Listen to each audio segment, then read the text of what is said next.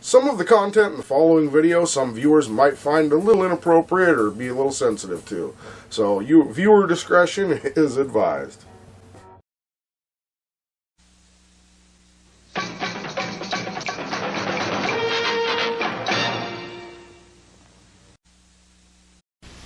The regular broadcast of You Can't Do That on Television will not be seen at this time. In its place, a program about television.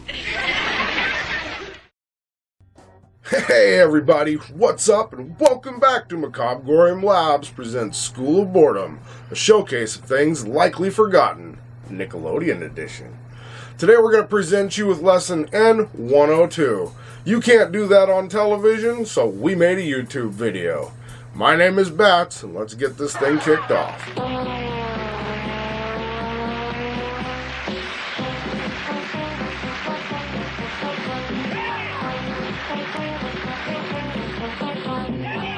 That's right, in today's lesson we're going to be taking a look at a beloved Nickelodeon classic show with a video that has as much corny writing as the topic it's based on. However, before we get started, I'd like to point out that this particular lesson is going to be more of a showcase. Make note that we do have plans to make a homage-style extended remake of this video in the future. For that, we are working on adding a few special things. And if everything falls perfectly into place, there'll be a few things in the remake that you won't be able to find anywhere else. Moving on, the story of this show takes us back to the year 1979 to a location in Ottawa, Canada, where a totally rad kids television program would be made called You Can't Do That on Television. The show would originally air on Ottawa's CTV station CJOH-TV. It was designed specifically for American audiences and achieved really high ratings. However, it wouldn't air in the United States until 1981. From that point on, Nickelodeon would air new episodes up until the year 1990, and after that, Nick would air reruns until 1994. This show featured child and early to mid-teen actors that would randomly host the program with a series of comedy sketches interwoven between the hosted segments. This show and its sketches, as well as format, were very similar to that of Kids in the Hall, Destroy the planet.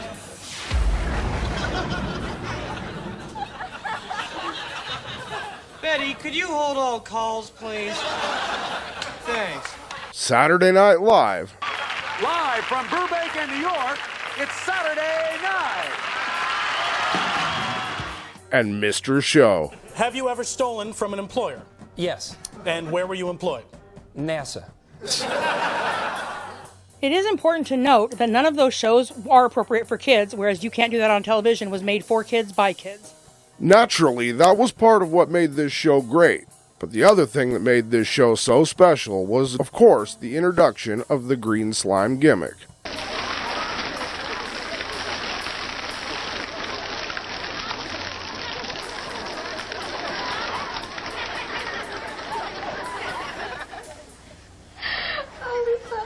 Which we will be covering in just a moment. You Can't Do That on Television became a staple in many kids' lives from that point in time. Its sketches would usually be based on a mix of pop culture and issues that kids actually have to face growing up. Occasionally, this show would hit on more difficult topics such as race, adoption, being adopted, sexual equality, bullies, crime, and even had an episode about drugs where cigarettes were used as a representation for illegal substance abuse, followed by a cast conversation about the making of the episode, which in its own way turned out to be somewhat of a nice little PSA that showed the cast's disapproval of said substances. Yes, I know. I watch the program. You're splatting pies all the time. Ross, it's just part of the show. That was just to demonstrate how dumb it is for kids to use drugs. You're kidding. We don't even like the splat pies, Ross. We hate having to splat pies, Ross. Hey Bats, you forgot to mention that both the adoption and divorce episodes were banned due to their content. Why, yes they were, and according to our research, the adoption and divorce episodes' master tapes even had stickers placed on them that read, "Do not air." However, we will look into whether or not we can upload the banned clips. After all, the show is over 40 years old at this point. Wait, Bats. Aren't you also forgetting to mention the very different show that this actually started out as? Oh, I almost forgot about that. So yeah, according to our research, as well as digging through an archive collection we found online and some old VHS tapes we bought at an estate sale, You Can't Do That on Television wasn't actually a sketch comedy show in the beginning. Now, to be fair, we didn't actually sit down and go through all of the first edition episodes, but from what we can tell, it was actually more of an MTV-style show with interviews and live music performances by the top musicians of the time. We'll be going more in depth in the original episodes in our future video. While a good portion of the show was filmed on the iconic set, You Can't Do That on Television featured many reoccurring skits that took place elsewhere. Some of the skits included were the opposite sketches. Wait a minute, I know what's going on. This is just the introduction to the opposite sketches. Right. El Capitan. Aren't they gonna shoot me first?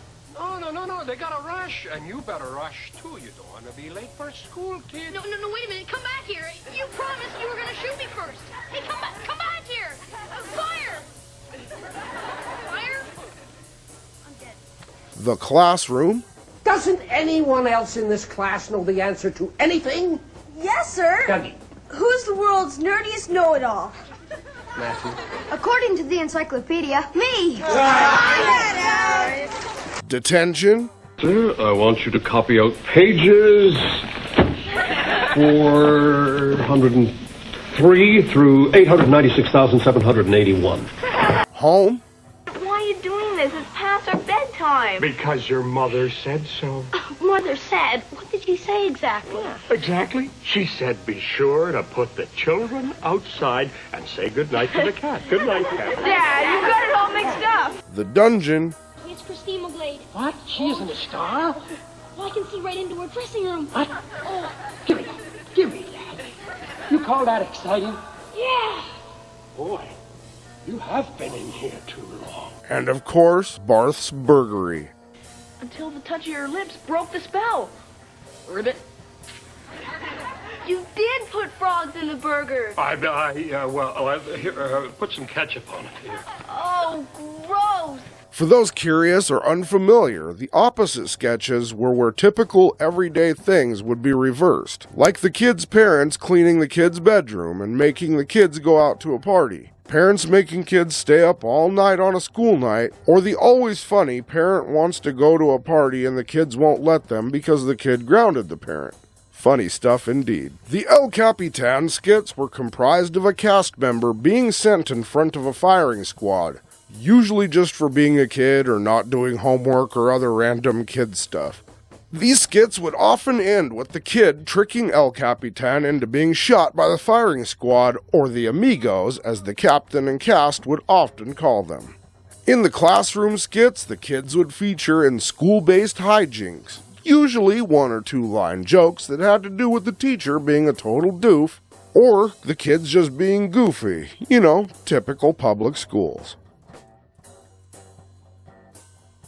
The detention skits were very similar to the classroom skits, only in these it would be 1 cast member, 2 if there was one chained to the wall in the background, and the principal having a back and forth, usually resulting in the cast member talking their way out of detention and saying the phrase, "Sometimes it's so easy, I'm ashamed of myself." Sometimes it's so easy. I'm ashamed of myself. The skits set in the home were meant to depict a family life in a satirical manner. These would often have either one or both of the parents and 1 or 2 of the cast members acting out a family situation, like bills, going out, bedtime, siblings, meals, and chores. Then there were the mildly creepy dungeon skits, where 1 to 3 cast members would be chained up in a dank dungeon and held prisoner for a variety of reasons, from being too short, or in the case of Lisa Ruddy, talking too much, as well as not doing chores or being too smart. The prisoner cast members would be chained up with another recurring character that only appeared in these skits, none other than one of our favorites, Hodgkins the Skeleton. Hodgkins, your date is here. Finally, we come to Barth's Burgers. These were some of the most disturbing skits on the show. They would feature a variety of cast members eating in a diner named Barth's Burgery. And we can tell you, Gordon Ramsay would need more than 24 hours to get that place back from hell. Your kitchen's a war zone. You serve mold to me out there. You see, this isn't your normal restaurant, because when you come to Barth's, you will likely encounter several of the following. Roaches, roadkill, lost people, and lost pets that may or may not have been turned into food, booger, snot, slime, mold, hair, old food, leftovers, half-eaten food, barf, and barf buckets. We also can't forget, if no barf buckets are available, Barth usually has some form of kitchen equipment or a dish he's making that he will happily let you use to barf in. I heard that. There were also skits that were set in places like Blips Arcade, Summer Camp, the library, and backstage, as well as street interviews with kids of that age range. These will be covered in our more in-depth episode we've previously mentioned. As far as the cast and crew of this show, this is where it gets interesting. The program would help jumpstart the careers of several popular people you might have heard of today. The ensemble of the primary cast for You Can't Do That on Television was comprised of Christine Moose McGlade, Lisa Motormouth Ruddy, Alasdair Gillis, Matt Godfrey, Doug Potomi, Vanessa Lindores, Kevin Kubacheski, Adam Reed, and Alanis Morissette. Yep, that Alanis Morissette. You know, the singer and songwriter that played God in Dogma. Not to mention the memorable Abby Heggyard and Les Lye, whom would play almost all of the adult characters in the show. However, they'll always be Mom and Dad. Shameless plug! Before we move on with this lesson, if you guys are enjoying yourselves, please do us a favor and hit that subscribe button, like this video, and turn on notifications so you can see all of our weird, creepy, odd, strange, or eccentric content as soon as we get it out to you. Now, without further wasting your time, back to the video. Hey everybody, it's slime time! So now we get to the good stuff. The green slime, pies, and buckets of water. As we all know, You Can't Do That on Television was responsible for introducing the world to the iconic green slime. However, I'll bet you didn't know that it wasn't originally as fun as it looked. The origin of the iconic green slime. The origin of the iconic green slime is not as pleasant as you might think. According to the book Slimed, an oral history of Nickelodeon's golden age, the original slime was developed by accident. Darby had originally planned to use a bucket of food leftovers from the studio cafeteria with water mixed into it to be dumped on Tim. But the production of that first episode was delayed by a week, and when the time came to shoot the scene, the stuff in the bucket had turned green with mold. Surprisingly, due to time constraints, Darby actually authorized the rancid, disgusting, moldy mixture to be dumped on Tim anyway. As luck would have it, Roger Price was furious when he found out. But the response from the viewing audience was so positive that Darby and Price decided to write an entire show around the slime, The Green Slime Show. And on March 17th, 1979, which was also St. Patrick's Day, and the day The Green Slime Show would either be recorded or aired, Lisa Ruddy would end up setting the You Can't Do That on Television record that can never be broken by being the target of 6 separate slimings.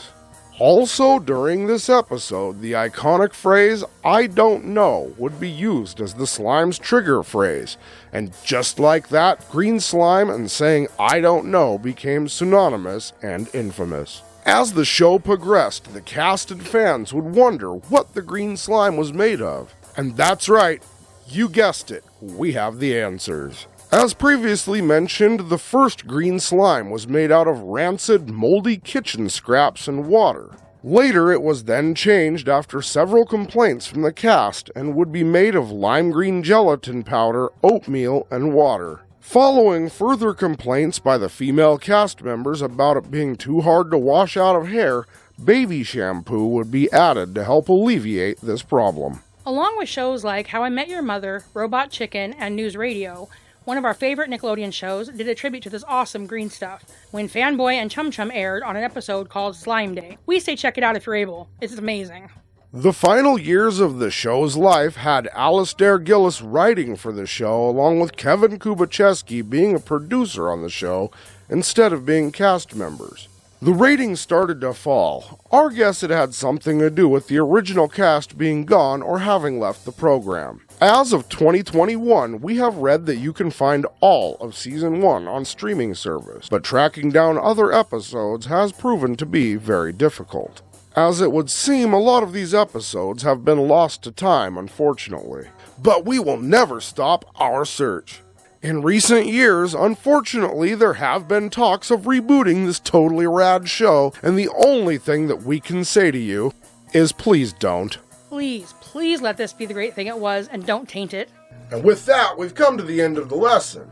We hope you enjoyed this super slimy look at You Can't Do That on Television with our School of Boredom Nickelodeon Edition 102. You can't do that on television, so we made a YouTube video.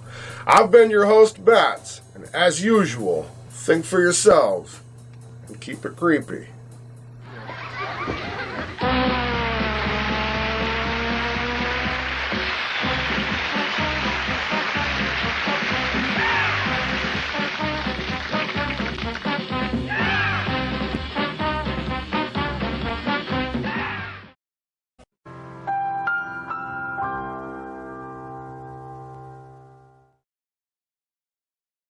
Hey, thanks for checking out our video. If you'd like to see more content from us, click this link right up here. If you'd like to check out one of our partner channels, you can click this link right over here. Either way, we hope you click subscribe and like and check us out for more content, and don't forget to turn on notifications.